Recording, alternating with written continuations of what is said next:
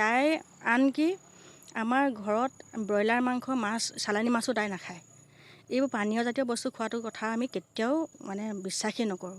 আৰু তাই যদিও তাত গৈছে, যদি লগৰখিনিয়ে যদি কিবা খাইছে, তাই যিটো বস্তু জেনুইন, তাইৰ কাৰণে যিটো মানে হাইজেনিক তাইৰ কাৰণে, সেই তেনেকুৱা ধৰণৰ মানে খাদ্যহে তাই খাইছে যদি খাইছে। আৰু বাকী পানীয় চানীয় কথাটো কোনোদিন নাহে, আৰু ৰিপৰ্টত সেইবিলাক একো নাই। তাই মাত্ৰ ক'ত দুখ পাইছে, কেনেকৈ দুখ পাইছে, কমাত গৈছে, কমাত গৈ তাইৰ মৃত্যু হৈছে, সেইটোৱে কথা আছে। দুৰ্ঘটনাত পতিত হৈ মৃত্যু হৈছিলে। আপোনালোকৰ আৰক্ষীয়ে ইতিমধ্যে আপোনালোকক পষ্টমৰ্টম ৰিপৰ্টটো দি গৈছে। আপোনালোকৰ পষ্টমৰ্টম ৰিপৰ্টটো চাগে চাইছে, আপোনালোক সন্তুষ্ট হয়নে পষ্টমৰ্টম ৰিপৰ্টটো লৈ? চাইছোঁ, আমি যিটো লিখা আছে সেইখিনিলৈ আমি বাৰু সন্তুষ্ট হৈছোঁ। কাৰণ আমি জানোৱেই সেইটো তেনেকুৱা ধৰণৰ এটা ৰিপৰ্ট আহিব বুলিয়ে জানিছিলোঁ। ছোৱালীজনীৰ ওপৰত সম্পূৰ্ণ বিশ্বাস আছিলে আমাৰ, গতিকে যিটো আমি ভাবিছিলোঁ সেইমতে ৰিপৰ্টটো আহিছে। আৰু আৰক্ষীৰ তদন্তত এতিয়ালৈকে যিখিনি তদন্ত কৰিছে আৰক্ষীয়ে, সেইখিনিত তেওঁলোকে প্ৰকাশো কৰিছে যে এক পৰিকল্পিতভাৱে শামীম যিজন যুৱক লগত আছিলে, তেওঁ পৰিকল্পিতভাৱে হত্যা কৰিছে তিনিগৰাকী যুৱতীকে। আপোনালোকে কি বুলি ভাবে এই সম্পৰ্কে?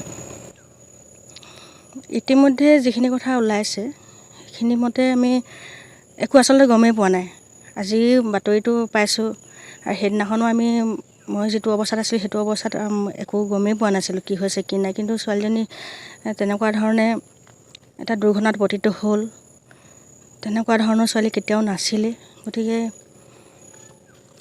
এতিয়া যিখিনি কৰি আছে, আদালতে যিখিনি ব্যৱস্থা কৰিছে, সেইখিনিত আমি সন্তুষ্ট। আৰু আমি ভাবিছোঁ তেওঁলোকে মহামান্য আদালতে সুবিচাৰ কৰিব। আৰু আমাৰ যিহেতু ছোৱালী নিৰ্দোষী, গতিকে তাই যি অন্যায় কৰিছে দোষীয়ে শাস্তি পাব লাগে, ন্যায় পাব লাগে, আমি সেইটো বিচাৰোঁ। যুৱক লগত আছিলে শামীম বুলি যিজন, তেওঁ পৰিকল্পনা কৰিছিলে বুলি কৈছে আৰক্ষীয়ে হত্যাকাণ্ডত। তেওঁ তিনিগৰাকীক হত্যা কৰিবৰ কাৰণে পৰিকল্পনা কৰিছিলে বুলি কৈছে। এইটো লৈ আপুনি কি ক'ব? সেইটো এতিয়া বিচাৰত ওলাব। দোষীটো হ'বই লাগিব, কাৰণ আৰু তেওঁ দেখোন এতিয়া আমি যিবিলাক কথা শুনিছোঁ যে তেওঁ 130 কিলোমিটাৰ কিবা 90 কিলোমিটাৰ দূৰত বেগত গাড়ী চলাইছিল, গতিকে সেইটো এটা হত্যাকাৰী হ'বই লাগিব। সেইটো এটা হত্যাকাৰী সেইফালৰ পৰা। আৰু পৰিকল্পিতভাৱে কৰিছে নে কি কৰিছে, বিচাৰত যদি ওলায় তেওঁ দোষী সাব্যস্ত হ'ব। আৰু মই আশা কৰিছোঁ তেওঁ মানে শাস্তি পাওক, শাস্তি দিব আদালতে, আমাৰ বিশ্বাস আছে। আৰক্ষী কি আহ্বান জনাব এতিয়া?